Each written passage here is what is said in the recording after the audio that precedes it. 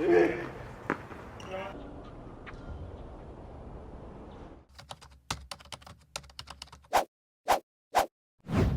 up everyone, Karu here from My Tennis HQ. Hope you guys are doing great and welcome to video number 2 of our return series. In this video, I'm going to teach you how to return first serves more effectively. I will cover technique, tactics, and give you sort of my tips and tricks, my hacks that help me make more returns in and be more effective as a returner. If you missed part 1, I'll leave a link down below. Also make sure you're subscribed to the channel so you don't miss part 2 where I will cover returning second serves, technique, tactics, also my tips and tricks. So make sure you're subscribed for that. And before we go to the court, if you want to support the channel, please use some of the links down below. If you're buying something on Tennis Warehouse, if you want to sign up for Swing Vision or anything like that, we got links there. You get a little bit of a discount, we get a little bit of a commission, so we appreciate that. But let's go to the court and jump into this lesson.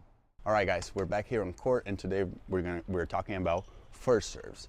So I want to go over here while I'm on court. A couple things. So first, the technical part, right? So certain things that I believe are must-dos to be a good return, especially a good return of a first serve.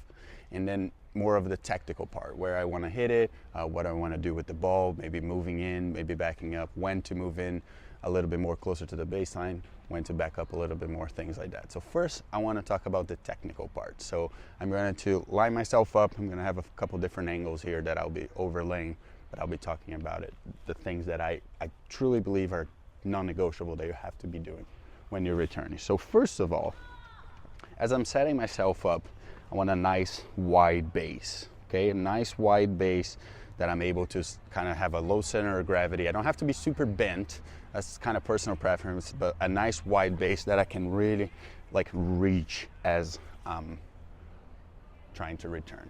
Then the second part, first, obviously I have a wide base. I want to have a pretty neutral grip here, so it's a personal preference. I hold it with the forehand grip on my right side, the left hand grip, the backhand grip on my left side, and so I can quickly switch, right? Like things are going to happen quickly here. The third is a tall split step. I can't stress this enough. Like having like a nice tall split step is going to help you really push yourself towards the target. Never split step and get stuck. That's a problem. And then you're just reaching with the racket. Split step, push. Split step, push. You always want to be doing that. So a nice tall split step. Look at Andy Murray or Djokovic. They have such nice wide bases, tall split step. They're able to cover a lot of court. So tall split step, really non-negotiable. Now the fourth thing, still with the legs. Returning is a lot about legs, a lot about your body being in the right place. Is hitting open stance. I know for some people open stance might be a little bit difficult, but open stance is so important in return. You don't have time to go like this, right? Or like this. You're gonna have to play open stance. So the more you can play open stance, boom, open stance, boom, the better it will be. And then the last thing is, it's a shorter swing, a shorter backswing. A lot of people, you guys know this, you should be a little bit shorter backswing, but you still need to accelerate through it. You still need a little bit of brush. You still need some topspin. I think people confuse blocking with just sort of going bah, instead of actually hitting the ball and getting a little bit of topspin. So if I'm going short swing, I'm still going to accelerate through it. So let's do a bunch of first serves here. I'll go over. All right, ace me. So wide base here. Tall split step. Woo! That was a cannon. Jesus Christ. Almost broke the camera. Love that. Here we go again. Wide base, wide split step. Okay, good serve. Made a mistake there, but it's okay. I was there. I had a racket on it. He's going at it. Wide base, racket in front of me. Good. I stayed mobile. You see, like I can't just split step and hope that serve is coming to me. I need to push. My outside leg pushes towards where I need to be. So you see, like I'm gonna split step, and my outside leg, so let's say I'm going to the back end here, right? My right leg is going to push me there. One second. And if I'm going to the forehand, my left leg is going to push me towards the target. If I'm just stuck like this, I'm not getting any serves. Here we go, a couple more.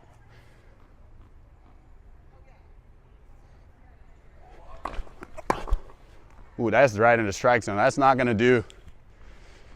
All right, now maybe he's serving a little bit too big. Maybe I just back up a little bit. If he's not hitting the spot, I'll back up a little bit. I still want, oh yeah, that's the way. See, that didn't work. So if that doesn't work, especially with like tall guys like Nick, sometimes it's difficult to back up because they hit the spot really well. So you gotta cover here a little bit closer. But again, wide base, racket in front, short swing. Let's try to read it. Did not read it. No, that was great. Like that was great. I wanted this to happen. I did not read it. I need to find it. But I'm okay with this. It's gonna happen. Ah! Oof. So now we got to talk about the tactical part of this, right? Like we can do all these things perfectly maybe in terms of the technical part, but if the tactical aspect of it isn't there, then we just might be screwing ourselves over really.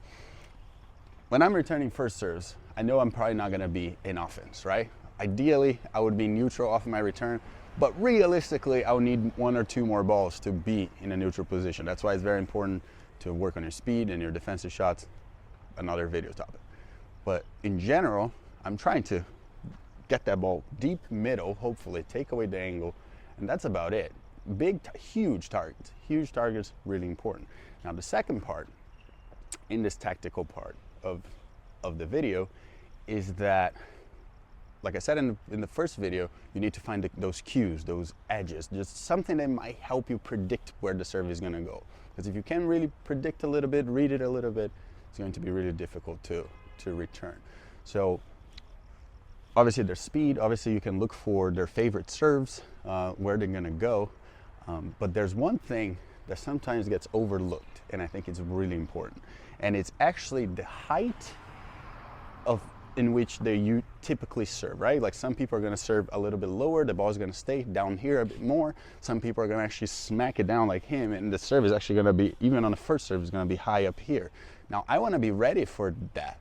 If the serve is coming up here, I'm going to be ready for that serve to be up here. I'm not going to be like sort of like racket down and a split step and I have to bring the racket all the way up. I'm ready from here to here, from here to here. Same if this is a little bit lower, I'm going to stay lower. So the height of the ball with the speed, it's something that you got to look for. So, all right, ace me again. Let's keep doing as I go. But here, I'm going to just try to look for that height. You see my racket is a little bit more up. Boom. It's tough as serve, and you know I made it back. Was I going to win that point? I don't know, but I made it back. You see racket up here because his serve bounces. So see that? I didn't accelerate. That was from the first part of the video. Got to make sure I cover it. But just in general, see, once I have that cue, at least of the height of the serve, it makes it a bit easier for me to just place the racket out there, and hit the return, right? I don't have to, like, all of a sudden my racket is down here, that serve is coming as a bomb, and I have to lift it. So the height of the serve is really good. Now, tactically, like I said in that first video, I need to, in that first video, I need to be conscious about, like, okay, am I backing up? Am I going forward? Like, there's no reason for me to be here. Like, serve. Like, why would I be this close, right? Like, you're just gonna make his serve like twice as fast. Yeah, I made the return. The only good part about it is that I can cover the angles a bit more here. But it's really difficult. So if you're playing someone who has a massive serve and you already don't return that well, like, why would I? It's a lot more difficult to return here. Now, if he's hitting really the spots, then I might do this. And there's a match of me on YouTube that you could watch, me playing Chris Eubanks, and that I end up going inside a lot because he's hitting the spot. But in general, like in modern tennis, you see how most people are far back. So why wouldn't you be a little bit further back, right? Like you can serve up a little bit further back. I'm still gonna move forward as he tosses up, right? I'm gonna move forward, big wide split step. And then I'm gonna actually have a little bit, no, you're fine. A little bit more push to where I wanna go. I'm gonna move forward, big split step. Boom, you see my body was going forward. I still hit the ball fairly close to the baseline, but my body was going forward, right? Pay attention, short swing, accelerating through it, and I'm not just blocking. And huge target. I'm not gonna try to move the ball around too much, okay? Again, you're not supposed to be winning this point. first serve points, typically, if they're making a lot of first serves, it's going to be difficult to handle. But if you can make some, and I think an important thing about returning is just sort of being there. They know they're going to line up and they're going to serve, and you can just make the ball back, even if it's not with a lot of quality. It's already going to be in their heads, like, I'm not getting the 3 points I want. Okay? Again, I understand most of you aren't playing someone who's serving like him, but it's all relative, right? Like some guy serving a little bit slower, depending on your level, might feel as fast as him. It's all about the feeling.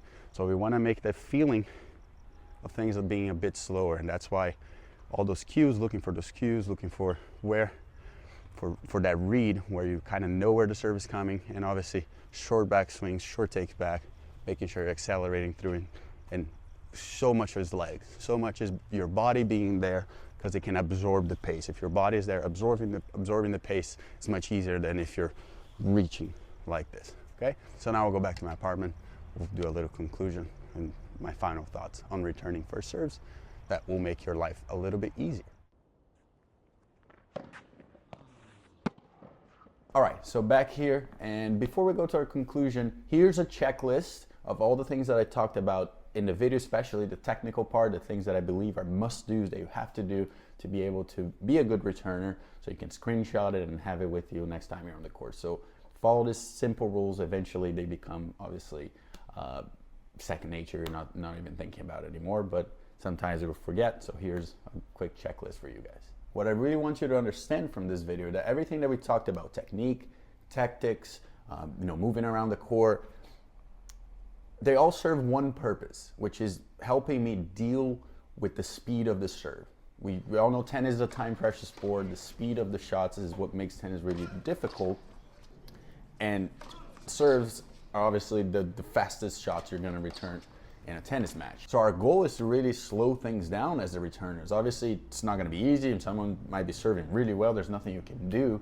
But trying to find ways to slow things down, to not be so overwhelmed by the speed of the serve is really important. And if you follow the rules of this video, you'll find that eventually you're not going to be so overwhelmed by speed. You obviously doesn't mean that you're going to make all returns. I don't make all returns. I wish I did, but I don't. But at least it will give you a better chance. And just giving you a better chance, you don't need perfect games all the time. One great game might be enough for you to win a set or a match. So instead of being overwhelmed by speed, embrace it, love it. Love the fact that like you can return a really fast serve and you start the point. It's fun. I truly enjoy it. The harder they serve, the faster that ball is coming back, in my opinion. So embrace that challenge. I think you're gonna, in due time, you will enjoy returning more than you fear it. And again, pressureless situation. Your opponent needs to win those points in games, so have some fun with it, be there, make a lot of returns, and you're going to be okay. You're going to start breaking more serve. So that's it for this video. Hope you guys enjoyed it. Make sure you subscribe for part 3, where I'm going to talk about returning second serves and the tactics and technique of that. Follow us on social media, visit mytennishq.com, and sign up for our newsletter. We have a cool newsletter going on right now, so you don't miss any of our content from My Tennis HQ, from My Tennis HQ, the YouTube. And use our links down below. Don't forget, if you want to buy something on Tennis Warehouse, or there's plenty of links there to help the channel. We truly appreciate that, and I'll see you guys on the next one.